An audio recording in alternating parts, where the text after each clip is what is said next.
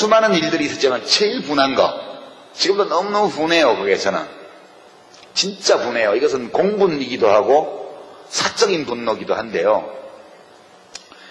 이제 노무현 대통령이 스스로 목숨을 끊으셨지만 죽인 거라고 저는 생각해요. 죽어야 되겠다라고 생각하도록 만들었어요. 누가? 우리 정영월 선생님은 소심하셔가지고 청와대에 계신 분이라던데, 이명박 씨가 그렇게 한 거죠. 그죠? 요새 뭐 세월호 사고 나고 나서 숨만 쉬고 있는지 숨도 안 쉬는지 모르겠지만 뭐 나타나지도 않잖아요. 최초의 원인 제공자 아니겠어요? 설령제 한 20년 있던 거를 25년 30년으로 풀어가지고 18년 넘은 배를 들여오게 만든 사람이 이명박 대통령이잖아요. 적어도 최소한 인간으로서의 도리를 안다면 지금이라도 나의 그때 규제 완화가 잘못된 거다, 미안하다, 이 얘기해야 맞는 거 아니에요? 진짜 인간도 아니다 그런 생각이 저는 들어요. 저질이다 이거는. 근데 이미 권력 없는 전직 대통령 욕해본들 뭐 하겠어요. 그렇지만 너무 분한 거는 노무현 대통령은 약점도 많고 그런 분이지만 좋은 사람이었어요. 똑똑하고요. 대학은 안 나오셨지만 지식도 많았고요. 논리적으로 사고할 줄 알고 품격이 있는 분이었어요. 뭐 맨날 조중동에서는 품이 없다고 얘기를 하는데 인간적 품격으로 치면 정말 품격이 있는 분이었어요. 사람을 사랑할 줄 알고 마음을 소통할 줄 알고 자기 잘못이 있을 때 그걸 금방 깨닫고 인정하고 고치려고 노력했던 분이에요. 이게 품격이 있는 인간이죠. 품위가 있는 인간이죠. 이명박 대통령은 진짜 품위가 없는 저질이거든요. 저는 노무현 대통령처럼 사랑받을 자격이 충분한 품격이 있는 인간이 그런 야비하고 저열한 인간에게 죽었다. 이게 진짜 분해요. 지금 생각해도 너무너무 분해요. 그리고 복수를 해야 되는데 우아하게 복수를 해야 될 텐데 그 생각을 많이 하죠. 이것은 저는 일정 부분 사적인 감정인 동시에 공적인 분노라고 저는 생각을 합니다. 너무 심한 말을 하면 현직 대통령한테는 또 시끄러워질지도 모르겠지만 박근혜 대통령은 저질은 아닌 것 같아요. 이명박 대통령처럼 저질은 아니에요. 그러나 좀 다른 글자가 들어가는 질 같아요. 여러분 마음대로 상상하십시오. 제가 그 세월호 사고가 날 때 진도에 있었거든요. 팽목항에서 자동차로 10분 거리에 있는 민박집에서 대한민국 현대사에 대한 글을 마무리하고 있었어요. 아침에 잠깐 민박집 아저씨가 저 앞에 배가 사고 났는데 애들은 다 구했다더라, 그렇게 얘기를 해서 그런 줄 알았어요. 점심 먹으러 나왔다가 애들이 다 죽었다는 것을 알게 됐죠. 그 다음날 진도에서 나왔는데요, 잠이 잘 안 오고 밥 먹다가 이렇게 목이 막 막히고 밤에 저 혼자 민박집에서 방문을 걸어 잠겨놓고 막 소리를 지르고 그렇게 되더라고요, 제가. 그래서 그 진도에 더 있으면 안 될 것 같아서 막 그 민박집에 사람도 아무도 없었는데 나밖에 없었는데 막 기자들이 밀려들고 난리예요. 그래서 이제 제가 그날 짐을 사서 나왔는데 박근혜 대통령이 진도 체육관에 처음 갔을 때 눈물이 나와야 정상이에요. 그렇죠? 우리의 이 눈물샘이라는 거는 이거는 자율신경이에요. 내가 울어야 되겠다 이렇게 해서 울 수도 있지만 나의 의지와 상관없이 내 마음속에 슬픔이 차오르면 저절로 눈물샘이 자극되도록 우리가 설계되어 있잖아요. 어떻게 그 진도 체육관에 와서 안 울 수가 있어요? 저는 그게 정말 이해가 안 되더라고요. 기자회견장에서는 눈물이 나는데 진도 체육관에서 왜 안 나죠? 저는 이거는 아닌 것 같다. 우리 사회가 기본적으로 우리가 나눠야 될 것은 마음이잖아요. 대통령도 잘못할 수 있어요. 정부도 작동이 잘 안 될 수가 있습니다. 그죠? 오랫동안 7년차 집권해오는 동안에 옛날 참여정부, 국민의 정부 시절에는 받아먹더라도 눈치 봐가면서 받아먹고, 그죠? 받아먹더라도 할 일은 좀 하고 이러던 사람들이 이명박 대통령 취임 이후 지금 7년째 오면서 이제는 아무 일도 안 하고 받아먹고 해야 될 일을 안 하고 받아먹고 아무 일도 안 하는 상황으로 와버렸잖아요. 부패가 없을 수는 없지만, 부패는 어디나 있지만, 조심하고 경계하고 눈치 보면서 부패하는 것과 대놓고 하는 건 달라요. 저는 이 세월호 사건의 원인은 부정부패라고 생각해요. 정실 인사, 뇌물, 이게 다 돈이 오고 갔든 안 갔든 원칙과 상식에 어긋나는 반칙과 편법, 불법을 저지른 부패잖아요. 그래서 제가 지금도 화가 나는 거는 왜 우리 국민들은 마음으로 소통하는 사람들을 내버려두고 저렇게 물질에 대한 욕망을 노골적으로 자극하고 타인의 고통에 마음으로 감응할 능력이 없고 왜 이런 사람을 좋아할까? 화가 나요. 예전에 정치할 때는 국민한테 화난다 이런 말 하면 바로 조중동에서 유아무개 드디어 국민 탓까지 이렇게 하기 때문에 제가 알 수 없었지만 이제 정치를 안 하잖아요. 저도 시민이에요. 저도 시민으로서 국민의 한 사람으로서 이제 말해요. 국민들한테도 화가 나요. 저는. 예.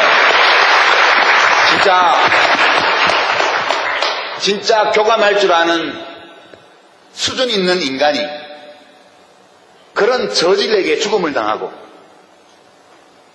그리고 마음으로 교류할 수 없는 사람을 뭘 보고 뽑았는지 모르지만 대통령으로 뽑고 지금도 아이고 대통령 얼굴 상한 거 봐라 얼굴 까칠하다 이러면서 나가서 꼭 1번 찍어야지 이런 분들에게 화가 나요. 저는 이제는 화낼 겁니다. 제가 정치를 다시 하면요 안 돼요.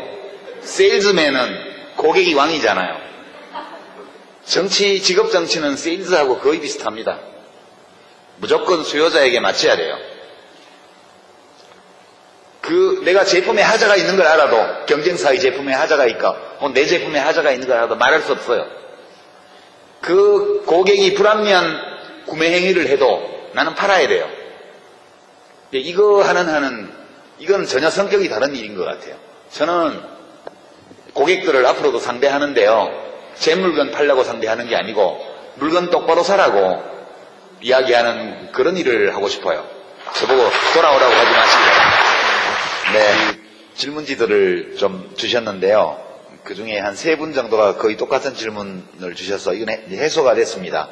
다시 정치 안 하시나요? 이 질문. 네.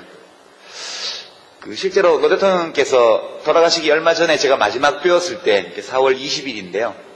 4월 19일 날, 물론 그 뒤에 이제 검찰에 가시던 날도 뵈었고 그러긴 했습니다만 4월 19일 날 이제 저를 버리셔야 됩니다. 이 글을 홈페이지에 올리신 걸 보고 제가 그 다음날 아침에 무작정 차를 타고 이제 엄청 사진이 많이 찍힌 날입니다. 그날. 그날 가서 제가 갔더니 그 시계 얘기를 하시더라고요. 그 시계가 말이야 그러시기에 대통령 저 뭐 그런 얘기 들으러 온 거 아니고요. 옛날에 즐거웠던 이야기들 좀 하려고 왔습니다. 그래서 여사님 모시고 셋이서 이제 밥 먹고 차 마시면서 옛날 얘기를 하면서 좀 한 2시간, 3시간 정도 좀 즐거운 시간을 보냈어요. 그때 경호 맡은 그 책임자분 말씀으로는 며칠 만에 처음 웃으셨다고 그러더라고요. 그래서 제가 나와서 이제 한명수 총리하고 이해찬 총리한테 전화 드려가지고 전화하면 오지 말라고 막 그러시는데 화를 내시는 막 오지 말라고 절대 오지 말라고 막 얼굴 끄실린다 이러시면서 이제 기자들이 있고 하니까 오지 말라고 그러시는데 가니까 되게 좋아하십디다. 그러니까 시골 어르신들이 추석 때 저 못 가겠는데 그러면 그래 바쁜데 회사 일도 바쁜데 안 와도 된다 이러지만 속으로 서운하고 길도 막히는데 말하고 오려고 이렇게 얘기하지만 가면 되게 좋아하시는 거하고 똑같더라고요. 그래서 그 기억도 나고 하는데 그때 4월 20일 날 제가 갔을 때 저한테 진지하게 그렇게 말씀하셨어요. 그 전까지는 저 유아무개 정치적으로 제기를 시켜야 되니까 은평을 재선거에 나가도록 하면 어떨까 뭐 이런 얘기를 누구한테 하셨던데 그날은 진짜 이 사회를 바꾸려면 정치만 가지고는 안 되는 것 같다고. 그래서 당신은 정치하지 마라 그러시오. 그럼 뭐 해요? 그랬더니 젊은 사람들 만나서 강연도 하고 글도 쓰고 그게 더 낫지. 정치는 누가 합니까? 했더니 정치는 정치밖에 못하는 사람들이 하면 되지. 저한테 그러셨어요. 그래서 저는 그날은 그냥 하신 말씀이 아니고 정말 진지하게 저한테 말씀을 하셨는데 그 뒤에 저는 정치를 하려고 그랬죠 또. 예. 근데 잘 안 되더라고요. 역시 대통령님 판단이 말 들을 걸 괜히 했다 제가 그 생각했고요. 제가 최근에 어디 책을 읽다가 본 규절인데요. 선생님, 착한 사람하고 나쁜 사람이 싸우면 누가 이겨요? 그렇게 질문을 하니까 답이 힘센 놈이 이기지. 예, 착한 놈하고 나쁜 놈하고 싸우면 누가 이기냐? 힘센 놈이 이겨요. 착하든 나쁘든. 근데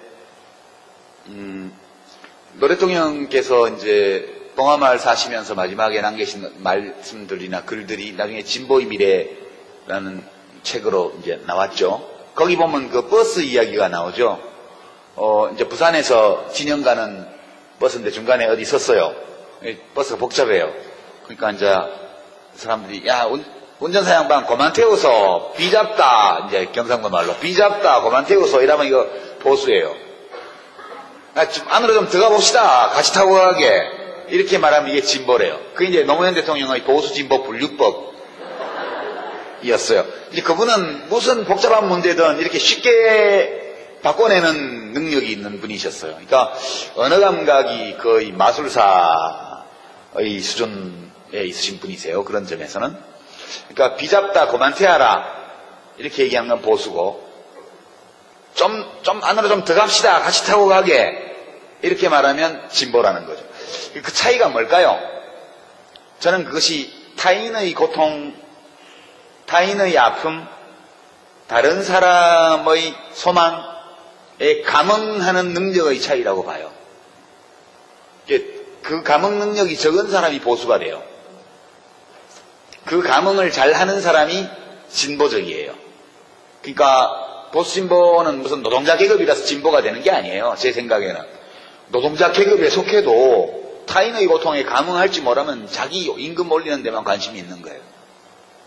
그죠? 자기는 강남에 사는 몇백억 부자지만 다른 사람의 고통에 너무 마음이 아픈 사람은 희망버스를 타고 한진중공업으로 가는 거예요. 이게 어찌 보면 계급적 귀속이나 이런 것들은 여러 요인 중에 하나고 그다지 중요한 것이 아닐 수도 있다 저는 그렇게 생각을 합니다. 이렇게 생각하니까 저는 막시스트가 못 되는 거죠. 네? 막스가 18살 때 쓴 글을 보면 저는 되게 좋아하는 문장인데 그때는 뭐 작가도 뭣도 아니었던 거예요. 사회주의자도 아니었던 거죠. 근데 그런 문장을 썼대요. 이 세상에 모든 사람들 중에서 행복하지 않은 사람이 한 사람이라도 있다면 나는 그런 세상에 살고 싶지 않다고. 예. 마르크스는 그런 감흥 능력이 아주 굉장히 컸던 사람이죠.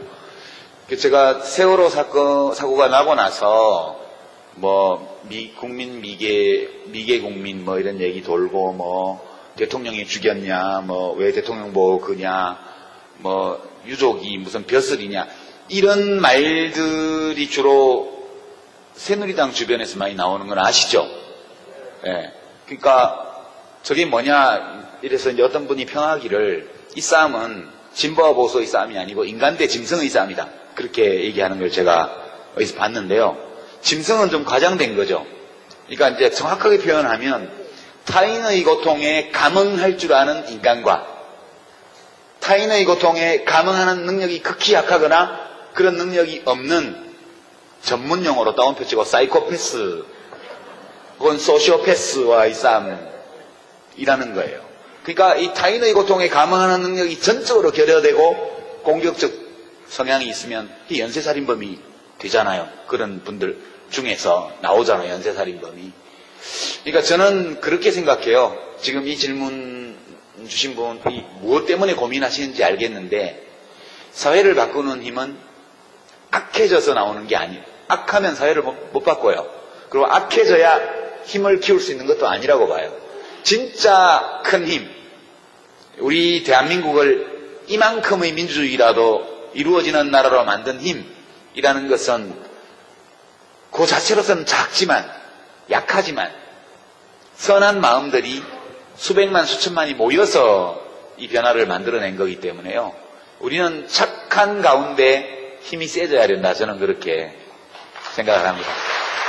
이게 둘 다 간단치 않은 질문이긴 해요. 근데 이제 노 대통령께 제가 이렇게 직접 여쭤본 적은 없어요. 왜 이 길을 오셨습니까? 그러나 이제 제가 느끼는 바가 있죠. 느끼는 바가 있고. 그런데 여러 가지 답을 할 수 있겠지만 이제 제 경우도 그러하고 노무현 대통령 경우도 그렇고 이게 왜 정치를 했을까?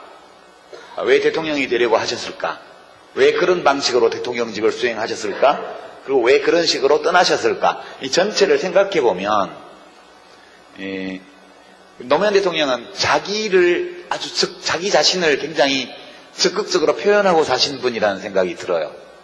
이게 이제 자아실현이라는 말이 자기 자신의 가능성, 자기의 개성, 그리고 자기의 지향, 그러면 내가 도달할 수 있는 가장 높은 곳까지 도달하려는 의지, 이런 것들이 이제 자아거든요. 노무현 대통령은 이제 속된 표현으로 하면 야심이 이만저만한 분이 아니셨어요. 그 야심이 내가 대통령이 돼야 되겠다. 이거는 그렇게 큰 야심이 아니에요. 그분의 야심은 반칙하지 않고도 이길 수 있다는 것을 보여주겠다. 그런 거예요. 그거는 대통령이 되는 것보다 훨씬 어려워요. 대통령이 되는 것을 목표로 삼으면 그냥 반칙을 해서라도 하면 되죠.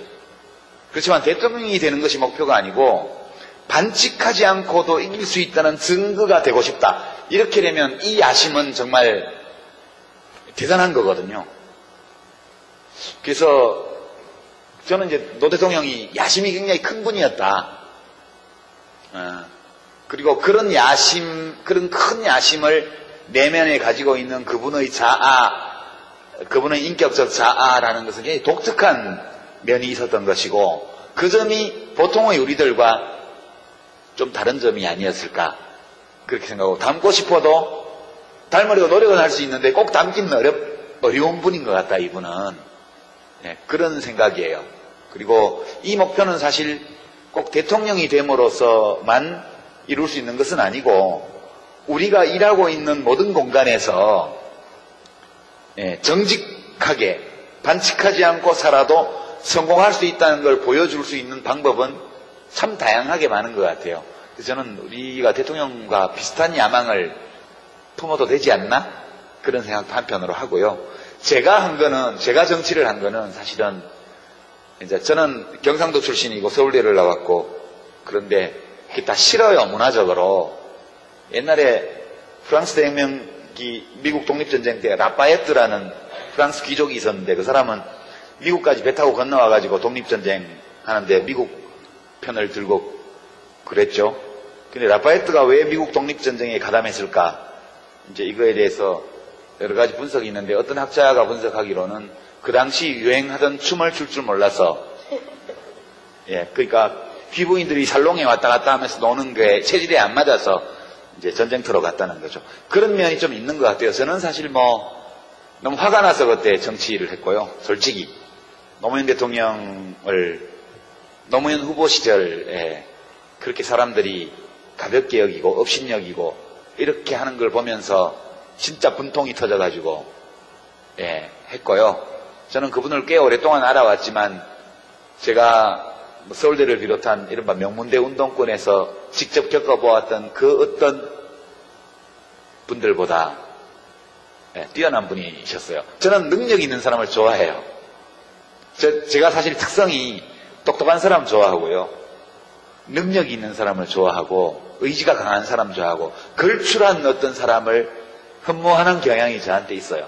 근데 노무현 대통령은 제가 본 모든 정치인 가운데 가장 걸출한 분이셨는데, 사람들이 그걸 인정 안 하고 그분보다 훨씬 못하면서 자기가 더 훌륭하다고 생각을 하고, 생각만 하면 좋은데 드러내놓고 그런 걸 표현하고 하는 것이 저로서는 참 참기 어려워서, 그래서 자원봉사를 했고, 그러다 보니까 정당도 하게 되고, 그러다 보니까 국회의원도 되고, 그러다 보니까 장관도 하고, 이렇게 이제 왔던 거죠. 저는 어떻게 보면 제 결단으로 정치를 했던 것은 아니었죠. 그런 거고, 예, 그렇습니다. 그리고 저는 노 대통령님보다 글을 잘 쓰거든요. 정치는 잘 못하지만. 그렇게 말씀드리고, 그러니까 노무현 대통령의 모든 삶과 죽음은 그 노무현이라는 자연인의 자기 표현이었다. 저는 그렇게 생각합니다. 그 다음에 두 번째, 이제, 소위 새누리당 보수 세력, 현재 집권 세력, 이분들도 진짜 애국심이 있냐? 그죠? 진짜 나라를 위해서 일하려고 하냐? 그냥 말만 그렇게 하고 실제로는 자기 이익만 누리려고 하나? 덕담을 해줄 수 있으면 좋겠는데요. 그분들도 그런 좋은 의도를 갖고 있어.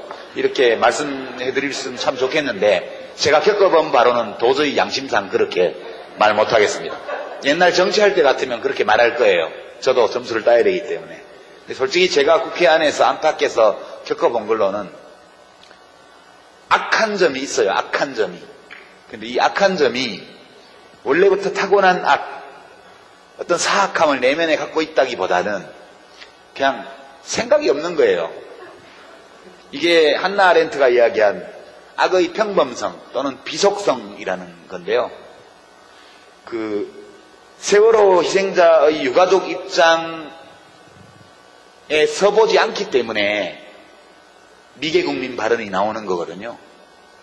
그러니까 악의 평범성이라는 것은 그 바날러티라고 영어로 쓰는 그게 우리는 평범성으로 해석을 하는데, 제 판단에는 비속성이라고 말하는 게 더 표현하는 게 맞는 것 같아요. 그러니까 내가 저 사람 입장에서 생각을 안 해보는 거예요. 그게 한나 아렌트가 예루살렘의 아이히만이라고 하는 책에 쓴 개념인데요. 그 사람이 나치의 학살 명령을 그대로 집행한 책임자, 수용소 책임자인데 뭐라고 주장했냐면, 나는 그냥 국가의 명령에 따라서 애국심에서 지시대로 나의 직분에 따라서 내가 할 일을 했다. 그렇게만 주장하죠. 그건 정직한 태도고 그럴 수도 있어요. 그러나 역지사지를 전혀 안 해본 거죠. 그러니까 이 생각 없음을 한나 아렌트는 악이라고 그랬거든요. 제가 이제 새누리당이나 최근 이 세월호 사태를 둘러싸고 온갖 이해할 수 없는 말들을 내뱉는 사람들을 볼 때 그분들이 마음속에서 어떤 절대 악을 갖고 있기 때문이 아니고, 이 생각 없음이라는 이 악의 비속성, 이 무엇인지를 제일 잘 보여주고 있다고 저는 보는 거예요. 정부도 작동이 잘 안 될 수가 있습니다. 그죠?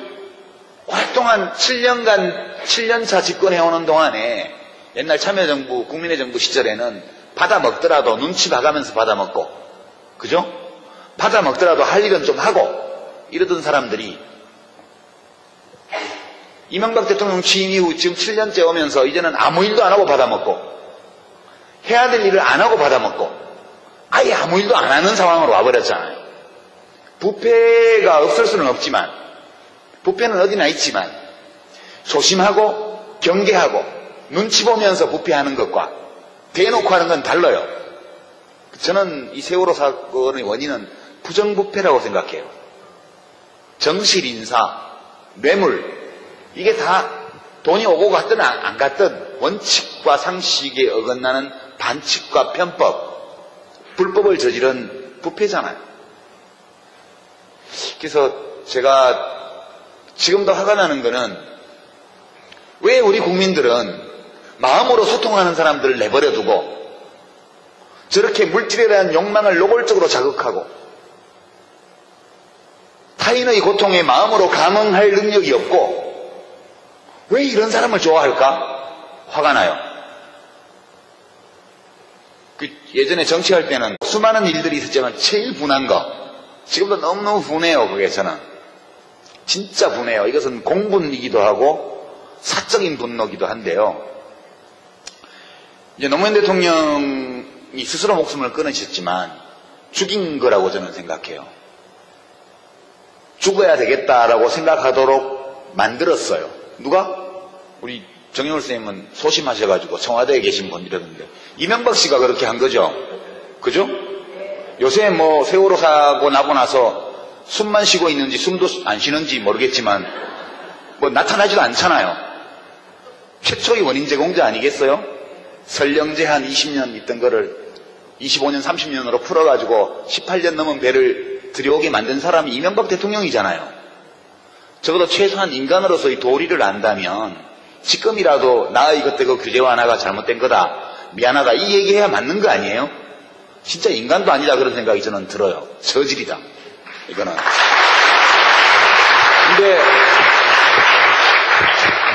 이미 권력 없는 전직 대통령 욕해본들 뭐 하겠어요. 그렇지만 너무 분한 거는 노무현 대통령은 약점도 많고 그런 분이지만 좋은 사람이었어요. 똑똑하고요. 대학은 안 나오셨지만 지식도 많았고요. 논리적으로 사고할 줄 알고 품격이 있는 분이었어요.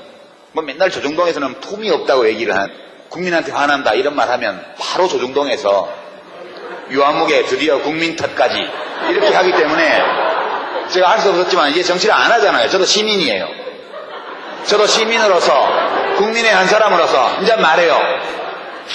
국민들한테도 화가 나요. 저는. 예.